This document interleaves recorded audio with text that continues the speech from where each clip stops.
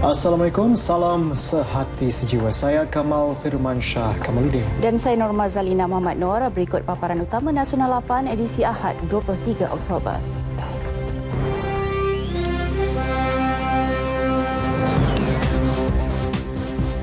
Kesedaran siap siaga hadapi bencana pada tahap sederhana. Tidak bercadang ke muka syur, halalkan judi dalam talian.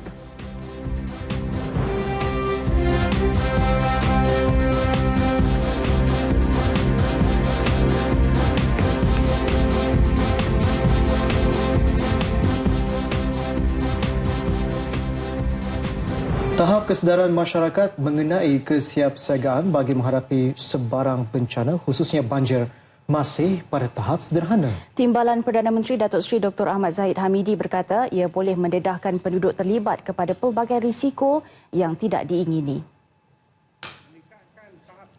Datuk Seri Dr. Ahmad Zahid kesal dengan sikap segelintir orang awam yang masih kurang kesedaran untuk bersiap siaga menghadapi bencana, terutama arahan untuk berpindah lebih awal ketika berlaku banjir. Penilaian itu dibuat mengambil kira skala antara 1 hingga 10 dan kesedaran masyarakat yang berada pada tahap 5. Telah memberikan kesan khususnya pada Yang Amat Timbalan Perdana Menteri. Scale from 1 to 10, I would say probably just about 5. I think we need to increase the awareness among the public, especially those who are listed or registered as so-called potential victim for any disaster. Beliau berkata demikian pada sidang media selepas menyempurnakan perasmian Bulan Kesiapsiagaan Nasional 2016 di Kemaman Waterfront. Program yang diperkenalkan mulai tahun ini adalah untuk menambah kesedaran masyarakat tentang risiko bencana alam. Hadir sama Menteri di Jabatan Perdana Menteri Datuk Seri Dr. Syahidan Kasim, Menteri Pertanian dan Industri Asas Tani yang juga Ahli Parlimen Kemaman Datuk Seri Ahmad Syabri Cik dan Menteri Pembangunan Wanita, Keluarga dan Masyarakat Datuk Seri Rohani Abdul Karim. Turut hadir Timbalan Menteri Komunikasi dan Multimedia Datuk Jalani Johari dan Ketua Pengarah Agensi Pengurusan Bencana Negara NADMA Datuk Zaitun Abdul Samad. Bulan Kesiapsiagaan Nasional ini memberi tumpuan terhadap 3 fokus dengan menjadikan sikap kesiapsiagaan sebagai satu budaya dan aspek penyelarasan operasi menyelamat oleh pelbagai agensi. 3 objektif ini dilakukan dengan tujuan supaya segala-galanya menuju ke arah pengurangan risiko dan ianya harus diuruskan kerana NADMA yang ini menjalankan tugas-tugas yang pernah dijalankan oleh Majlis Keselamatan Negara lebih terfokus untuk memberikan bantuan kepada bangsa-bangsa bencana negara ini. Walaupun kerajaan mempunyai peruntukan dan aset mencukupi untuk operasi menyelamat mangsa bencana, kesedaran masyarakat adalah sangat penting. Menurut Datuk Seri Dr. Ahmad Zahid, kerjasama antara agensi berkaitan akan dipertingkatkan bagi memastikan tahap kesiapsiagaan yang mantap. Dalam perkembangan berkaitan, Jabatan Kebajikan Masyarakat JKM memperuntukkan RM3 juta sebagai persediaan menghadapi banjir tahun ini. Peruntukan meliputi keperluan asas penduduk terjejas, penggantian stok barangan yang mempunyai tarikh luput dan pelaksanaan program latihan dan simulasi bencana. Menurut Menteri Pembangunan Wanita, Keluarga dan Masyarakat Datuk Seri Rohani Abdul Karim, penambahbaikan yang dilakukan kali ini ialah pusat pemindahan banjir tidak lagi tertumpu di sekolah dan dewan orang ramai sahaja. JKM telah menyenaraikan 73 pusat pemindahan banjir yang berkapasiti besar selain 2,131 sekolah dan 3,004 dewan orang ramai, balai raya dan pusat komuniti yang mampu menampung hampir 1.56 juta penduduk pada satu-satu masa. Dalam pada itu, stok dan keperluan makanan telah disimpan di 5 depoh di seluruh negara, iaitu di Bedong, Kedah, Sungai Buloh di Selangor, Kemumin, Kelantan, Marang, Terengganu dan Muar, Johor. JKM juga mewujudkan 96 stor bencana dan 569 pengkalan hadapan untuk menyimpan barangan keperluan penduduk di lokasi yang strategik.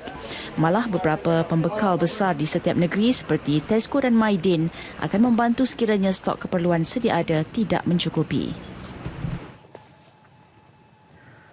Tenaga kaunselor untuk ditempatkan di pusat-pusat pemindahan banjir di seluruh negara diakui masih tidak mencukupi. Ia dianggap serius berikutan jumlah penduduk terjejas banjir terlalu ramai, terutama golongan kanak-kanak dan wanita serta pesakit terlantar yang memerlukan perhatian khusus. Jelas Datuk Seri Rohani, ketika ini kementeriannya hanya mempunyai 183 kaunselor bertauliah dan 6,000 kaki tangan sokongan untuk ditugaskan. Selama ini kita sentiasa menyediakan makan, minum, tempat tinggal, selesa tak selesa. Tapi satu yang saya perhatikan yang agak kekurangan sedikit adalah psychological. Dia trauma, dia gundah gelana. Dia terpaksa pindah daripada rumah. Jadi oleh yang demikian, saya sudah arahkan supaya pengisian jiwa tu, counselling, diadakan. Dan dia berkisar kepada kanak-kanak, orang tua, terlantar, wanita, semua kita buat pengisian dari segi dalaman. KPWKM telah memperkenalkan aplikasi Info Banjir melalui telefon bimbit sebagai alternatif untuk orang ramai mendapatkan maklumat banjir. Pusat pemindahan banjir akibat air pasang besar di Dewan Serbaguna Datuk Ahmad Razali Kapar Klang ditutup pada 3 petang tadi. Pusat pemindahan berkenaan adalah yang terakhir ditutup di Selangor dengan 5 pusat pemindahan lain ditutup pada Rabu lepas. Setiausaha Jawatan Kuasa Pengurusan Bencana Selangor, Kolonel Ahmad Afandi Muhammad berkata, pusat pemindahan itu yang dibuka sejak 15 Oktober lepas ditutup selepas Jabatan Pengairan dan Saliran JPS selesai membaiki ban di Sungai Keramat Batu Lima Kapar yang pecah akibat fenomena itu. Pemantauan pihaknya pada 10.30 minit pagi tadi mendapati air pasang setinggi 3.8 meter dan tidak melepasi ban. Mengulas mengenai fenomena sama yang dijangka berulang bulan depan, katanya jawatan kuasa itu akan meneliti semua laporan daripada agensi terlibat dan memberi perhatian lebih terhadap kawasan yang terjejas teruk.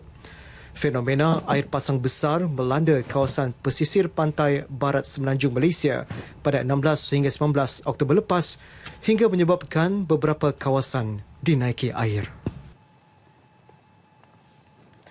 Tiada cadangan untuk menghalalkan kegiatan judi dalam talian di negara ini seperti yang dilakukan Singapura. Tegas Ketua Polis Negara Tan Sri Khalid Abu Bakar, kegiatan itu sebaliknya sentiasa dibendung daripada terus berleluasa. Justru orang ramai yang membuat pertaruhan menerusi laman web berkenaan tidak akan terlepas daripada tindakan undang-undang. We don't have to change the SOP.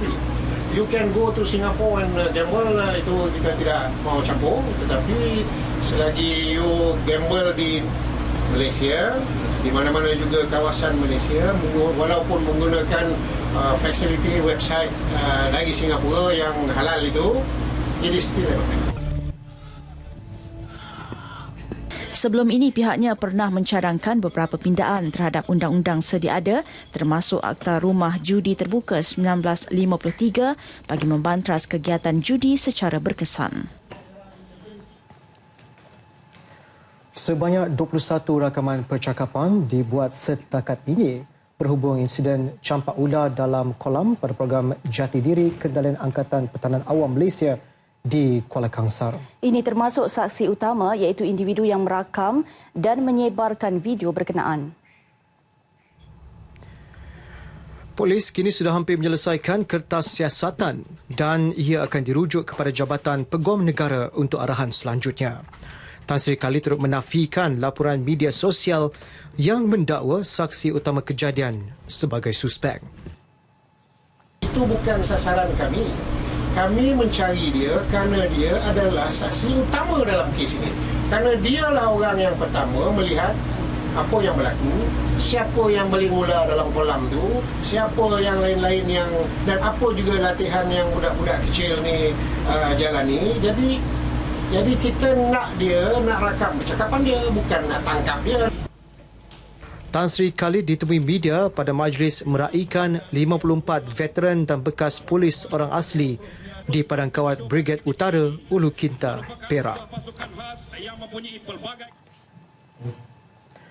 Sebanyak 435 kertas siasatan berkaitan kes hasutan yang menyentuh pelbagai sensitiviti dibuka sejak 2010 hingga 14 Oktober lepas. Daripada jumlah itu, sebanyak 55 kes melibatkan isu perkauman, agama 68, institusi diraja 60 dan pentadbiran negara 65. Pengarah Jabatan Pencegahan Jenayah dan Keselamatan Komuniti JPJKK Polis Diraja Malaysia PDRM, Datuk Rusdi Ahmad berkata sebanyak 11 lagi kes membabitkan Sabah dan Sarawak keluar Malaysia, manakala baki sebanyak 176 kes melibatkan lain-lain kategori.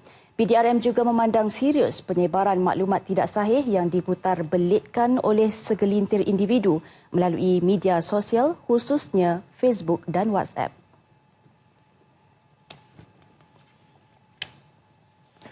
Kerajaan akan menyiasat dan mengambil tindakan tegas terhadap mana-mana syarikat yang menaja Perhimpunan Haram Bersih. Menurut Menteri di Jabatan Perdana Menteri Datuk Seri Abdul Rahman Dahlan, pihaknya akan meminta Unit Perancang Ekonomi EPU dan Unit Kerjasama Awam Swasta UKAS untuk meneliti semua latar belakang syarikat yang memohon kontrak kerajaan. Beliau berkata demikian susulan artikel sebuah akhbar yang menyarankan syarikat menaja Perhimpunan Bersih disenarai hitamkan kerana ia bertujuan menggulingkan kerajaan. Masa untuk berlembut dan bertoleransi sudah berakhir dan syarikat yang membantu gerakan menggugat keselamatan ekonomi negara diboikot.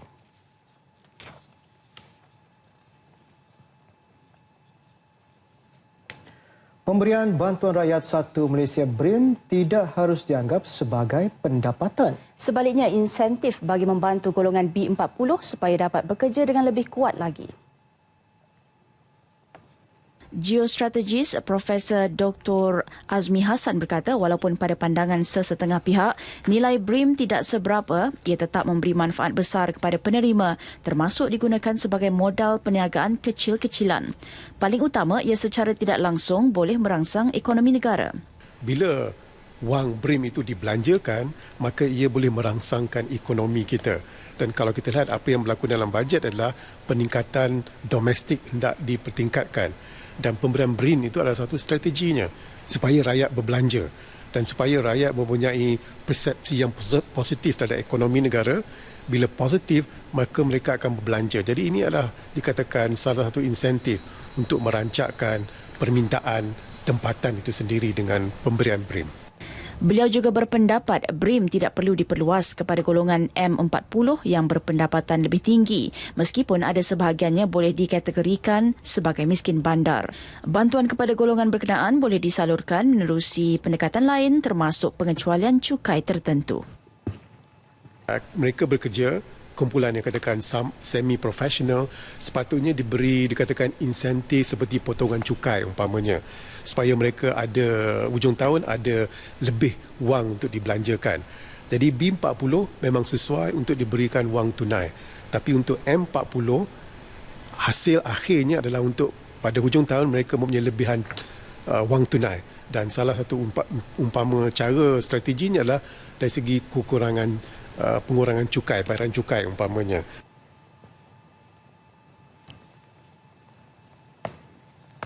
Kementerian Pertahanan yakin kesiapsiagaan keselamatan negara akan terus dapat diperkukuhkan menerusi bajet 2017.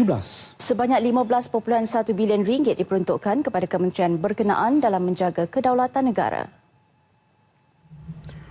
Menterinya Datuk Seri Syamuddin Tun Husni berkata, sebanyak 48 projek pembangunan yang sedang dilaksanakan tahun ini dapat diteruskan dengan jayanya pada tahun hadapan.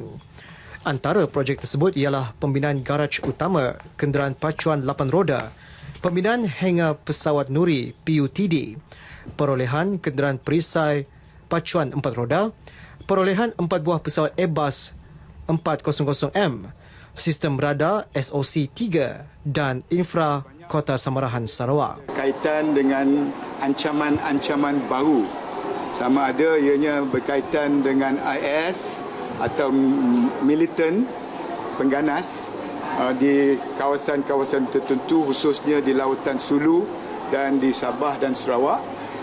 Kita juga nak pastikan bahawa projek-projek yang telah pun kita laksanakan awal lagi yang mungkin mengambil masa 5-6 tahun. Contohnya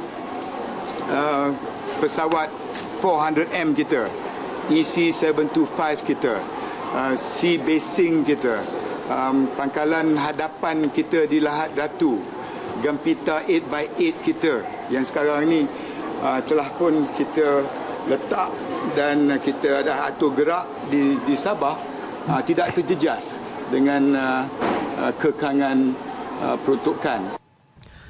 Menurutnya, peruntukan, penyelenggaraan dan peningkatan keupayaan aset-aset sedia ada amat bertepatan bagi memastikan ia sentiasa berada pada tahap kesiapsiagaan yang tinggi. Datuk Seri Syamuddin yang juga ahli Parlimen Sembrong berkata demikian kepada pemberita selepas majlis kesyukuran anugerah keceriaan kawasan Felda di Ulu Pengeli, Kluang Johor. Tambah beliau, dengan bajet 2017 itu, kebajikan Angkatan Tentera dan Veteran ATM akan terus diberi perhatian. Antaranya 12 projek rumah keluarga Angkatan Tentera RKAT di seluruh negara. Projek tersebut dijangka membabitkan kos 1.2 bilion ringgit dalam tempoh 5 tahun yang bakal memberi manfaat kepada kira-kira 4,000 keluarga. Selain itu, pihaknya menerusi Lembaga Tabung Angkatan Tentera akan terus meningkatkan usaha dalam menyiapkan rumah mampu milik di Bukit Jalil, Johor Bahru dan Segari, Perak. Manakala bagi veteran ATM, insentif khas insurgensi ATM dan bantuan kebajikan seperti rawatan perubatan akan dipertingkatkan. Ahli akademik membidas dakwaan anggota PKR Saifuddin Abdullah kononnya kerajaan tidak serius dalam soal pendidikan hanya kerana bajet untuk institusi pengajian tinggi kurang berbanding tahun ini.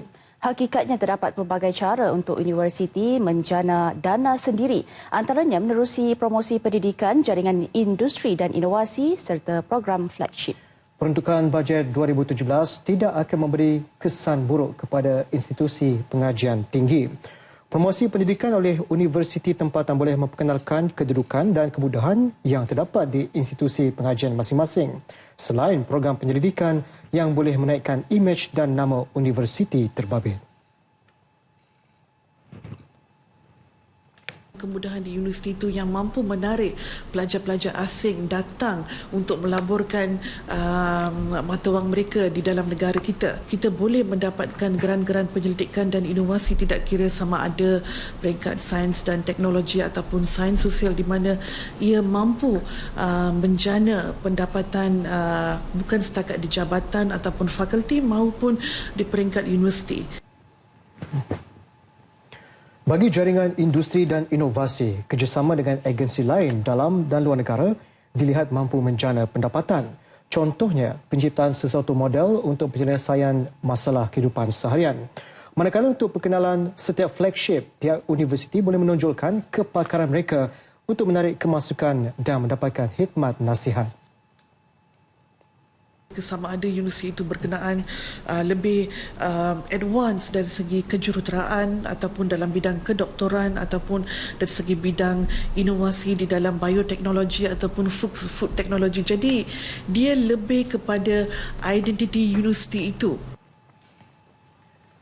Menurut Dr. Sarah lagi, 3 perkara ini hanya melibatkan operasi di universiti dan tidak akan mengganggu pelajar dalam meneruskan pengajian.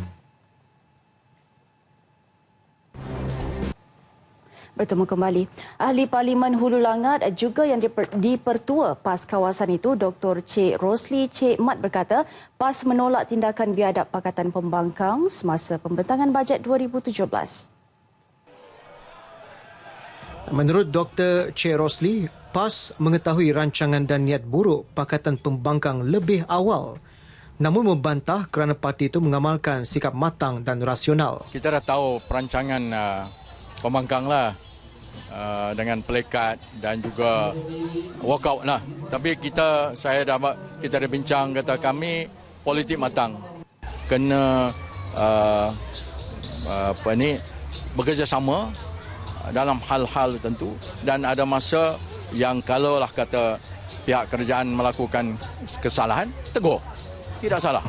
Yang baik kita terima. Sebab itulah saya rasa dah sampai masa umpamanya politik angkat pelekat apa semua tu kami tak setujulah, macam budak-budak sekolah sajalah bagi kami lah. Beliau menjelaskan demikian dalam satu majlis di Kajang, Selangor. Pada masa sama, beliau turut menyifatkan fokus bajet 2017 oleh Perdana Menteri sebagai tepat dan betul serta bersesuaian dengan iklim ekonomi global tanpa meminggirkan mana-mana bidang dan kelompok. Beliau turut bersetuju dengan seruan kerajaan menggalakkan rakyat berjimat dan berbelanja secara berhemah. Tindakan itu disifatkan tidak profesional. Ketua Pemuda PAS Nik Muhammad Nik Abdul Aziz berkongsi pandangan sama menerusi Facebooknya. Menurutnya, pembentangan bajet adalah hari besar untuk negara dan rakyat. Malah berharap ianya digunakan sebaik mungkin oleh semua ahli parlimen tanpa membazirkan masa dengan pelakuan tidak sepatutnya. Kenyataan tersebut memberikan reaksi pelbagai dari umum dan ada antara mereka yang mengutuk tindakan Ketua Pemuda PAS ini yang kekal berada di dalam Dewan sehingga tamat pembentangan.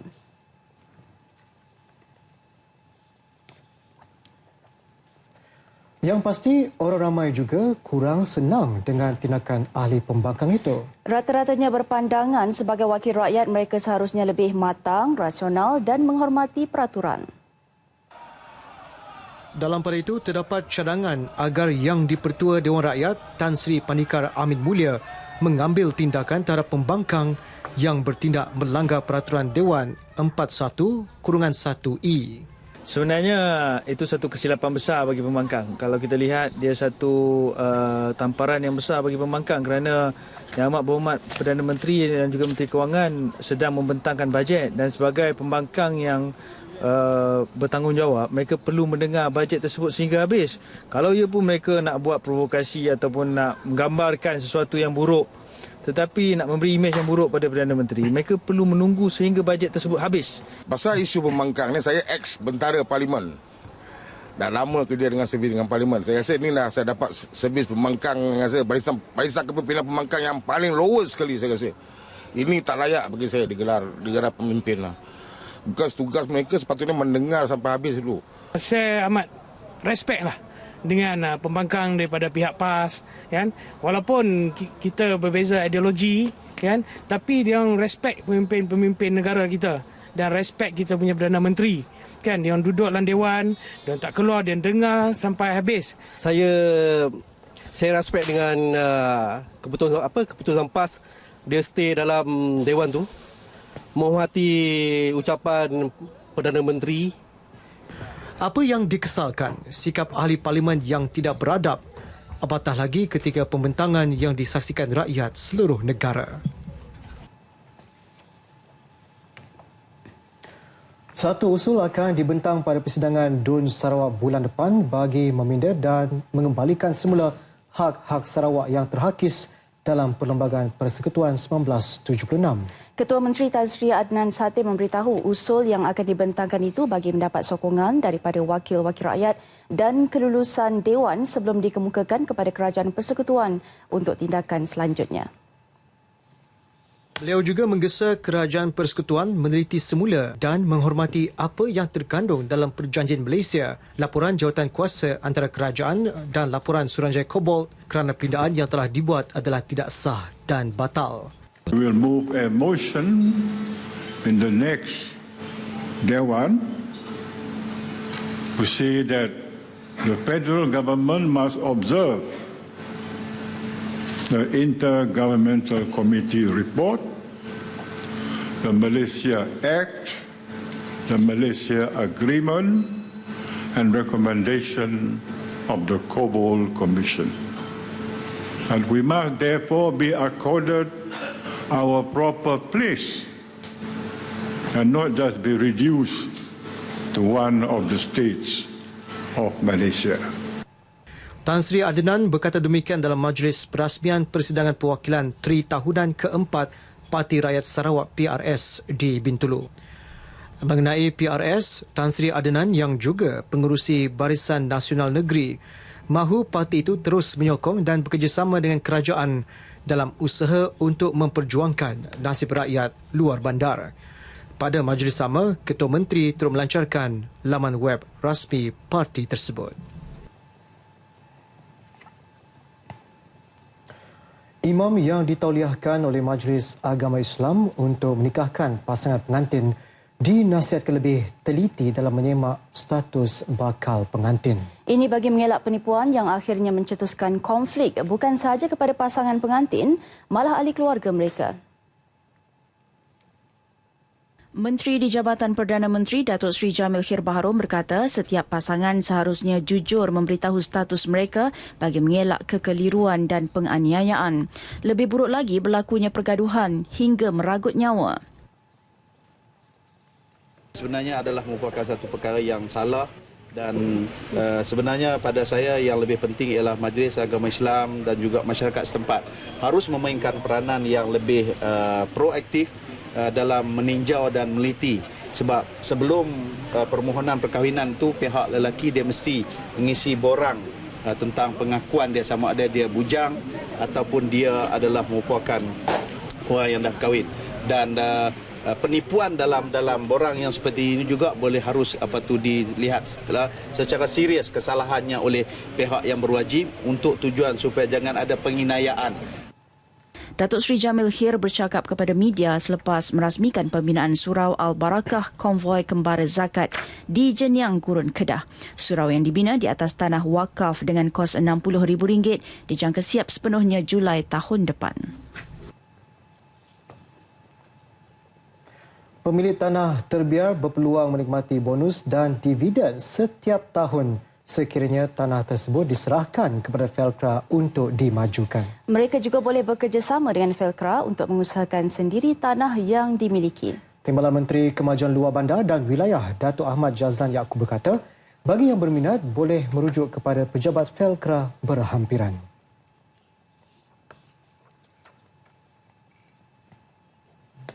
Maksud serah ni jangan silap faham ya. Bukan serah kepada Felcra, serah untuk diusahakan pada Felcra. Bagaimana yang disebut oleh Haji Din tadi, pada 50 tahun dulu, persepsi lah seperti yang saya sebut dalam pencapaian.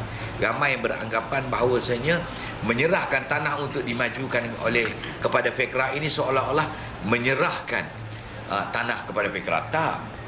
Kita pinjam untuk kita majukan dan keuntungan kita bagi, hasil kita bagi. Datuk Ahmad Jazlan ditemui media pada majlis sambutan 50 tahun Felcra Berhad peringkat wilayah timur di Kuala Terengganu. Sejak penubuhan Felcra 50 tahun lalu, 260,000 hektar tanah seluruh negara berjaya dibangunkan.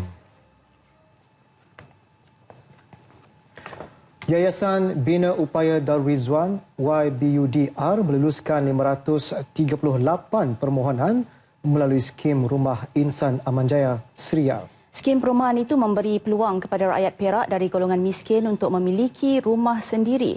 Menurut Ketua Pegawai Eksekutif YBUDR, Datuk Ismail Safian, kerajaan negeri memperuntukkan sebanyak RM39 juta dalam melaksanakan projek perumahan di bawah skim berkenaan. Sejak diperkenalkan pada tahun 2012, pihaknya telah menerima lebih 3,000 permohonan.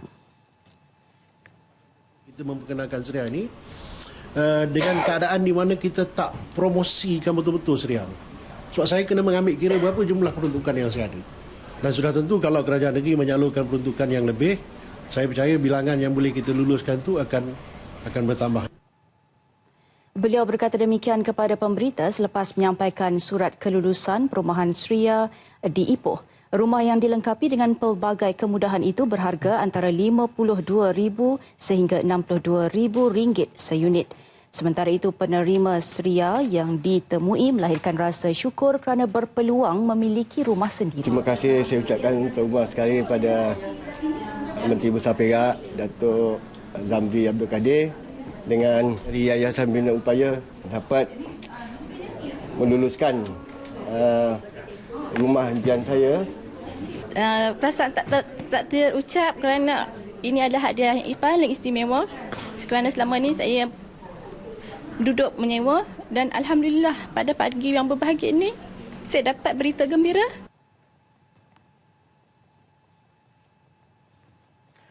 Presiden dan Ketua Eksekutif Johor Corporation, Jacob, Datuk Kamaruzaman Abdul Kasim berkata, program baharu kerajaan My Beautiful New Home merealisasikan impian lebih ramai generasi muda untuk memiliki rumah sendiri. Lebih banyak rumah mampu milik dibina sekaligus meleraikan kerunsingan untuk memiliki rumah sendiri. Jadi kita percaya kalau sektor perumahan itu memang memerlukan lagi pelbagai insentif dan juga ketetapan daripada kerajaan. Dan yang menarik telah menampakkan fokus kepada golongan yang lebih muda untuk membolehkan mereka membeli dan juga mendapat pembiayaan pembelian rumah tersebut. Sebagai pihak pemaju, Jacob turut melihat isu pemilikan rumah ini wajar diberi keutamaan dan perhatian serius. Jacob menerusi anak syarikatnya, Johor Land, akan terus membina rumah mampu milik untuk keselesaan rakyat.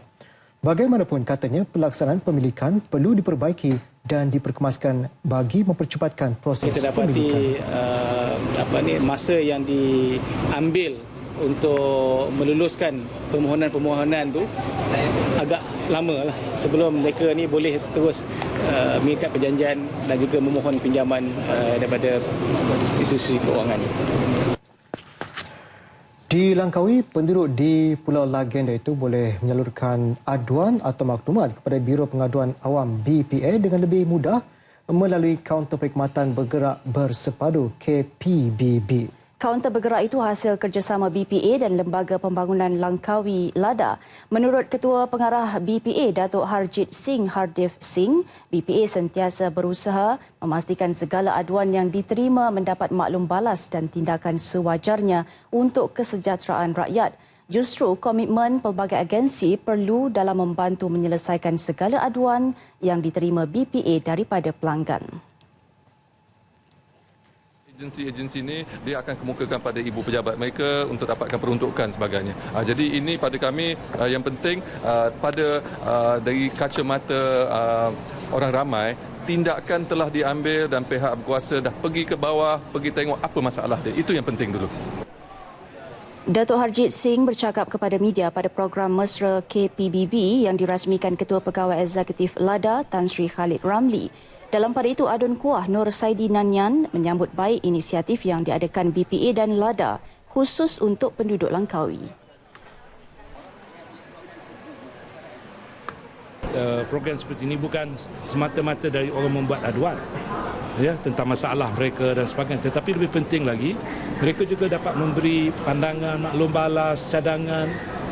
Ini yang saya kata kenapa kaunter bergerak bersepadu ini masih relevan dan patut diteruskan. Sebanyak 22 jabatan kerajaan mengambil bahagian, antaranya Majlis Perbandaran Langkawi, Bandaraya Pelancongan, Jabatan Pengairan dan Saliran serta PDRM. Menerima segulung ijazah, hadiah paling bermakna buat diri dan keluarga. 7,200 graduan menerima ijazah masing-masing pada Majlis Convocation Universiti Putra Malaysia ke-40 hari ini. Wartawan Syahril Sarapudin berkesempatan menemu bual beberapa graduan yang mempunyai pengalaman membanggakan. Daripada 7,200 siswazah yang berjaya, kisah Dr. Nur Azira Abdul Muttalib benar-benar memberi inspirasi kepada semua. Seorang ibu muda yang baru 3 minggu melahirkan anak ketiga beliau dianugerahkan ijazah Doktor Falsafah secara serentak dari 2 universiti, iaitu Universiti Putra Malaysia dan Institut Teknologi Kyushu Jepun. Beliau hadir ke convocation hari ini bersama suami dan anak-anaknya termasuk yang baru berusia 20 hari. Saya dapat 2 sijil, tapi collaboration antara 2 universiti lah. So di mana saya buat kerja ataupun saya buat research di kedua-dua universiti. Alhamdulillah saya berterima kasih kepada supervisor saya lah di Jepun dan juga UPM. Pasangan kembar seiras Siti Mazidah dan Siti Maziah Muhammad Fauzi menerima sarjana dalam jurusan pembangunan sumber manusia.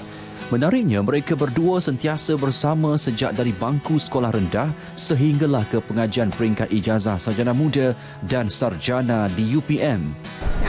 Memang dari kecil, dari sekolah, daripada sekolah rendah sampai sekolah menengah, kami memang satu kelas, ada yang satu kelas, dan masa degree pun satu kelas juga sampailah sekarang satu kelas. Ya, kalau adik lebih tinggi, saya mesti nak lebih lagi daripada adik lah. Sebab tu bila result pun lebih kurang juga. Lebih kira adik nak study yang lebih, orang kata apa,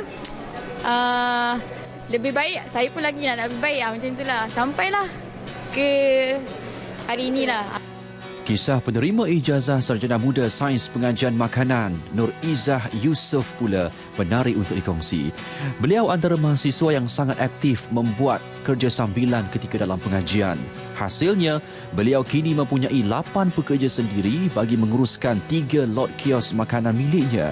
Saya ada 3 kios di UPM sebelum saya bergraduat lagi. Jadi orang kata bila saya dah bergraduat, saya dah ada foundation yang kukuh. Saya tidak perlu menghantar resume, sebaliknya orang lain yang hantar resume dan saya menyediakan peluang pekerjaan kepada orang. Dan setakat ini Alhamdulillah saya telah mempunyai 8 orang pekerja dan kita hire Indonesian, lokal dan juga pekerja part-time di UPM untuk memberi mereka menjana pendapatan lah. Majlis Convocation UPM bermula semalam sehingga 25 Oktober ini melibatkan 7,200 graduan di peringkat diploma, sarjana muda, sarjana dan ijazah doktor falsafah. Masing-masing punya kisah yang tersendiri untuk mencapai sebuah kejayaan. Jadi, siswaza sekalian, anda sudah berjaya menamatkan pengajian. Jadi, buktikan pada Malaysia, buktikan pada keluarga anda adalah siswaza yang berkualiti dan tempatkan diri dalam bidang pekerjaan yang terbaik buat anda. InsyaAllah kita doakan semoga semua siswaza kita mendapat pekerjaan yang terbaik nanti. Saya Syaril Sarabudin melaporkan untuk TV1. Pemuda MCA perlu mengadakan dialog dengan belia seluruh negara untuk mendapatkan input lebih mendalam mengenai transformasi nasional 2050 TN50. Menurut Presidennya Datuk Seri Liau Tiong Lai, perkara itu akan menjadi topik penting yang perlu diberi tumpuan oleh pemuda dalam tempoh 2 hingga 3 tahun akan datang. 30 tahun yang akan datang, apa yang kita nak lihat dalam negara ini? Apa yang kita nak tuju? Apa yang kita nak sasar? Apakah matlamat perjuangan negara kita menjelang tahun 2050? Datuk Seri Liau yang menyokong penuh cadangan berkenaan berkata demikian selepas merasmikan Mesyuarat Agung Tahunan Pemuda MCA Selangor ke-47 di Ibu Negara. Dalam pembentangan bajet 2017 Jumaat lalu, kerajaan akan menggerakkan siri wacana nasional ke arah membentuk transformasi nasional 2050 dan kemudian dijenamakan sebagai TN50. Agenda negara itu menjangkau proses dan gerak kerja selama 3 dekad bagi memeta hala tuju baharu negara.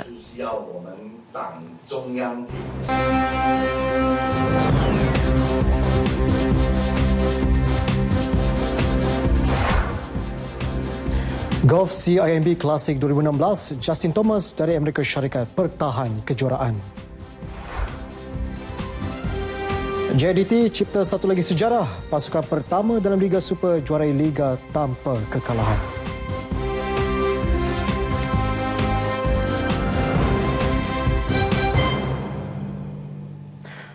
Kejohanan Golf CIMB Classic 2016 di Bukit Kiara. Justin Thomas dari Amerika Syarikat mempertahan kejuaraan dan membawa pulang hadiah wang tunai $1.26 juta Amerika. Trofi berprestij kejohanan disampaikan Perdana Menteri Datuk Seri Najib Tun Razak.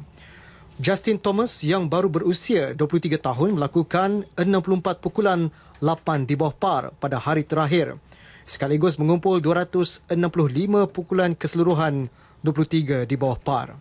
3 pukulan mengatasi Hideki Matsuyama dari Jepun di tempat kedua. Manakala Derek Fatua dari Amerika Syarikat berkongsi tempat ketiga dengan Anirban Lahiri dari India, masing-masing mengumpul 269 pukulan 19 di bawah par.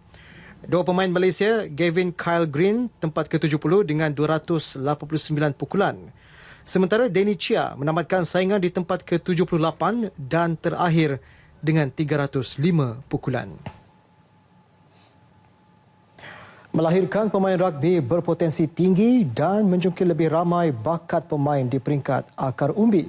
Itu antara matlamat utama penubuhan program pembangunan rugby negara NRDP.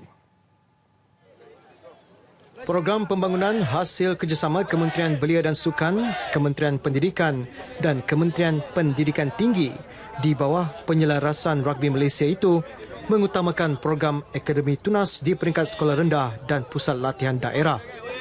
Untuk fasa pertama, 2 buah sekolah rendah di setiap negeri akan dipilih sebagai program perintis yang ada di negeri masing-masing. Jadi kesimpulannya program ini adalah program pembangunan peringkat akar umbi daripada peringkat sekolah. Kita mahu anak-anak kita mula bermain rugby seawal umur 7 tahun darjah 1 dan seterusnya mengembangkan kebolehan mereka sehinggalah ke peringkat yang tertinggi iaitu mewakili negara insya-Allah pada satu hari nanti. Satu asas yang kukuh iaitu pembangunan di peringkat akar umbi terlebih dahulu. Tetapi akhirnya sudah tentulah apabila kita telah mengenal pasti kebolehan-kebolehan, kepakaran-kepakaran yang ada di peringkat akar umbi ini, akhirnya kita sudah tentulah mahu mereka ini bermain di peringkat yang setinggi mungkin dan mendapat exposure.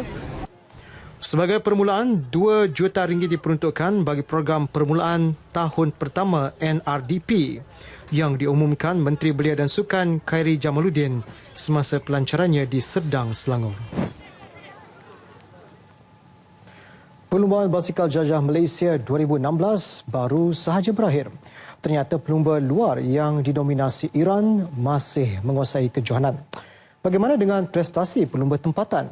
Adakah pelumba-pelumba baharu menunjukkan kebangkitan? Ikuti sorotan yang disediakan wartawan Fazli Ibrahim. Berkategori 2.2, reputasi jelajah Malaysia mungkin ia tidak segah Lituan di Langkawi, LTDL. Memasuki 52 tahun usia penganjurannya, ia tetap dilihat medan terpenting buat pelumba-pelumba tempatan menonjolkan kemampuan. Penyertaan pasukan tempatan pada musim 2016 dilihat positif. Pasukan bertaraf benua, TSG, pastinya antara pasukan yang meniti di bibir peminat dengan mempertaruh beberapa pelumba meningkat naik termasuk pemenang 2 pingat emas Sukan C 2015 di Singapura, Muhammad Harif Saleh. Meski Harif memenangi peringkat ketiga Gua Musang Pasir Putih, banyak kerja rumah yang harus dilakukan pengendali TSG Adam Zabo selepas ini. Ia bagi mengembalikan keyakinan anak-anak buahnya yang tampak mampu merangkul 2 jersey pada awalnya tetapi dinafikan di penghujung peringkat. Kehadiran TSG nyata tidak menggoyahkan semangat pelumba lain yang mewakili pasukan seperti NSC Micron Cycling Team selain pasukan kebangsaan. Antara yang cemerlang pastinya pemenang jersey merah pelumba terbaik tempatan dari pasukan kebangsaan Nik Muhammad Azwan Zulkifli. Juga harus diberikan tumpuan 2 pelumba NSC Micron iaitu pemenang peringkat keempat Macang Gong Badak Muhammad Zawawi Azman dan rakan sepasukan Irwandi Lakasek yang juga pemenang 2 kali podium ketiga dan naib juara. Kejutan yang dilakukan mereka sedikit sebanyak memberikan sinar baharu dalam sukan berbasikal lebuh raya negara. Kita sememangnya dahagakan kesinambungan bakat berterusan. Johor Darul Takzim JDT mencipta satu lagi sejarah apabila menjadi pasukan pertama dalam sejarah Liga Super menjuarai Liga tanpa sebarang kekalahan. Tiada sebarang jaringan di babak pertama, JDT memecah kebuntuan pada minit ke-65 melalui jaringan pemain import Jorge Pereira Diaz. The Red Giant bagaimanapun berjaya menyamakan kedudukan 6 minit kemudian melalui jaringan Hazwan Bakri. Tirai Liga Super 2016 ditutup JDT menerusi jaringan kemenangan Amri Yahya pada minit ke-77. Sementara itu, di Stadium Bandaraya, hasrat Pulau Pinang untuk kekal di Liga Super menjadi kenyataan selepas menundukkan Terengganu 1-0. Skuad Harimau Kumbang yang menyerang sejak awal permainan bagaimanapun kebuntuan jaringan pada babak pertama. Muhammad Faizal Muhammad Ghazali berjaya menggamatkan Stadium Bandaraya pada minit ke-89. Situasi yang pasti melegakan ketua jurulatih Ninad Bacina yang menyaksikan aksi kurang konsisten pasukannya sejak awal liga. Di Kota Baru, Kelantan menamatkan kempen Liga Super musim ini di tangga keempat. The Red Warrior terikat 2-2 dengan Perak malam tadi. Blaze Ilioski menyumbang gol pertama Kelantan menerusi tendangan penalti pada minit ke-37. Perak kemudiannya bangkit dengan 2 jaringan melalui Syahrul Muhammad Saad minit ke-53 dan Muhammad Fazrul Hazli minit ke-67. Pada waktu kecederaan, Ilioski sekali lagi menjadi penyelamat Kelantan dengan jaringan penyamaan. Sementara itu, di Stadium Sultan Ismail Nasiruddin Shah, Kuala Terengganu pula menyaksikan T-Team dan Pahang terikat satu sama. Pasukan pelawat Pahang yang berjersi kuning memperoleh gol pendahuluan pada minit ke-26 menerusi pemain import Faisal Syayesteh. Bagi mempertajam lagi jentera hadapan The Titans, pengendalinya Rahmat Darmawan memasukkan penyerang tinggi lampai Izzak Faris Ramlan bagi menggantikan Muhammad Mazuki Yusof pada awal separuh masa kedua. Hasilnya dijelmakan pada minit ke-82 melalui rembatan Patrick Cruz di penjuru kanan pintu gol Pahang yang dikawal Helmi Eliza Elias. Melaka United mensasarkan untuk menjuarai salah satu daripada 3 piala yang dipertandingkan pada musim akan datang. Presiden Persatuan Bola Sepak Melaka Musa, Datuk Seri Idris Harun berkata, beliau menyerahkan kepada pihak pengurusan untuk memikirkan strategi dan teknik bagi memastikan matlamat tersebut berjaya dicapai. Saya menyerahkan kepada pihak pengurusan. Hasrat saya satu, untuk memenangi salah satu daripada piala. Itu vision sebagai presiden. Saya beritahu we must win one of the cups, salah satu daripada piala Malaysia, piala FA atau piala Liga. Jadi kalau mereka merasakan dengan kekuatan yang ada ini boleh mengharungi badai super, silakan. Dan kalau mereka mengatakan perlu di-revamp, silakan juga. Jadi terserah pada pengurusan, dan saya cuma memberi satu resipi, iaitu untuk mendapat hasil yang berkualiti, prosesnya mesti berkualiti. Jangan harap untuk mendapat hasil yang berkualiti kalau prosesnya masih lagi melalui proses yang sama. Beliau bercakap kepada media pada program meraikan pemain Melaka United di dataran Majlis Bandaraya Melaka bersejarah MBMB yang dihadiri lebih 1,000 penyokong Melaka United. Melaka United muncul juara Liga Perdana 2016 selepas menanti selama 33 tahun. Pagi tadi, para penyokong Melaka United dengan kerjasama sebuah syarikat pelekat kenderaan Big Daddy Stickers mengadakan konvoi bagi meraikan kemenangan penuh bersejarah itu. Penganjur konvoi Muhammad Rizwan Dol Hadi yang juga pemilik Big Daddy Stickers berkata, konvoi itu adalah sebagai tanda sokongan padu penyokong Melaka United terhadap pasukan itu. Konvoi yang disertai lebih 100 peminat termasuk Persatuan Orang Pekak Negeri Melaka membabitkan kira-kira 50 buah kenderaan termasuk sebuah trak Scania yang dihiasi pelekat Melaka United itu dilepaskan dari pekarangan Pusat Transformasi Bandar UTC oleh pengerusi UTC Melaka, Senator Tan Sri Muhammad Ali Rustam. Konvoi kemudiannya melalui beberapa kawasan seluruh negeri Melaka termasuk Sungai Udang, Masjid Tanah, Alur Gajah, Durian Tunggal dan Jasin. Badminton terbuka Denmark. Selepas Datuk Lee Chong Wei terkandas di suku akhir, cabaran negara diteruskan bergu Go Vishem Tan Wee Kiong yang menewaskan wakil tuan rumah Matthias Bo, Karsten Mogensen di separuh akhir. Gandingan Go Vishem Tan Wee Kiong mengambil masa 57 minit menundukkan Matthias Bo, Karsten Mogensen yang juga pilihan kedua kejohanan 20-22, 21-15 dan 21-11. Pada perlawanan akhir, Go Vishem Tan Wee Kiong akan bertemu bergu Thailand Bodin Isara Nipitpon Puang Puapet yang menewaskan pilihan ketujuh dari Indonesia Angga Pratama Ricky Karanda Suwardi 21-11 dan 21-18. Baik, kita ikuti perkembangan cuaca esok.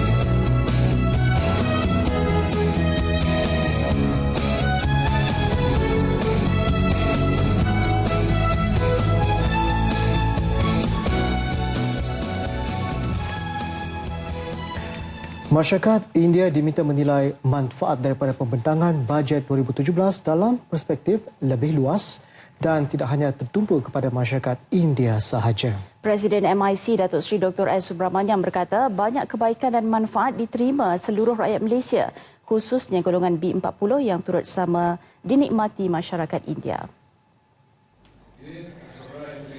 Saya mahu masyarakat India lihat di dalam satu segi yang lebih luas, iaitu lihat kepada keseluruhan bajet itu dan lihat macam mana kita boleh mendapat manfaat daripada pengumuman-pengumuman lain yang bukan mungkin khusus untuk masyarakat India tetapi diumumkan demi rakyat Malaysia pada keseluruhannya. Dan di dalam itu macam mana kita boleh mendapat manfaat, mewujudkan apa yang dipanggil connectivity dengan apa yang diumumkan dan peluang-peluang yang disediakan, dan mendapat peluang itu dan melalui ini meningkatkan diri mereka. Tambah beliau, pihaknya juga akan membuat analisis untuk membantu masyarakat India mendapatkan sebarang bentuk bantuan dan manfaat daripada bajet 2017. Menjelang Deepavali, golongan kurang berkemampuan terus mendapat perhatian. Di Perlis, bantuan dihulurkan kepada 649 penduduk kaum India terdiri daripada anak yatim, warga emas ibu tunggal serta golongan berpendapatan rendah. Sejumlah RM95,500 dialihkan oleh Menteri Besar Perlis, Datuk Seri Azlan Man, bagi meringankan beban golongan tersebut menyambut Deepavali.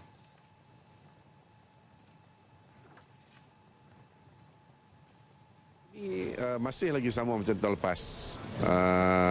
Kita tak, sebab keadaan ekonomi kita ni, kita tahu bahawa ini diperlukan sempena sambutan Deepavali, kita kekalkan jumlahnya yang sama seperti tahun lepas juga, RM150.